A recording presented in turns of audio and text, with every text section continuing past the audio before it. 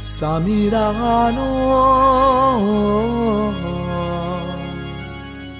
මගේ ගෙදරාවේ එතුමානෝ දෙවියන් වහන්සේට ප්‍රේම කිරීම යන උන්වහන්සේගේ ආඥා පිළිපැදීමයි. උන්වහන්සේගේ ආඥා පිළිපැදීම දුෂ්කර නොවේ.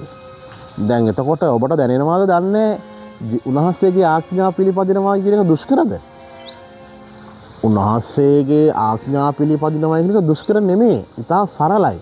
මොකද සමහර සුද්ධවන්තයන් දිහා බලනකොට ඒ සුද්ධවන්තයන් කරලා තියෙන දේවල් මහා අමාරු දේවල් නෙමෙයි කරලා තියෙන්නේ. ඉතා සරල පහසු දේවල්.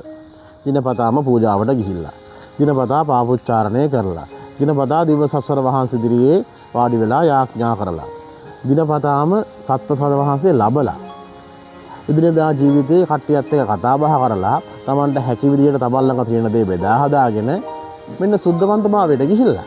මම මේ ඔබට කියන්න ගත්තේ අපි සමහර වෙලාවට ගොඩාක් දේවල් ගන්න මහන්සි වෙනවනේ.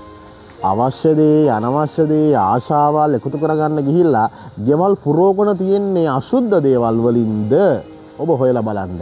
ඔබ ශුද්ධවන්ත කරන දේවල් ඔබ ලං කරගෙන නැත්නම්, ඔබ ශුද්ධවන්ත වෙන රැකියාවල් වල ඔබ නියැලෙන්නේ නැත්නම් අද තීරණයක් ගන්න. ඔබේ ශුද්ධවන්තභාවයට බලපාන දේවල් විතරක් ලං කරගන්න. ඔබට ජස් පිටයි.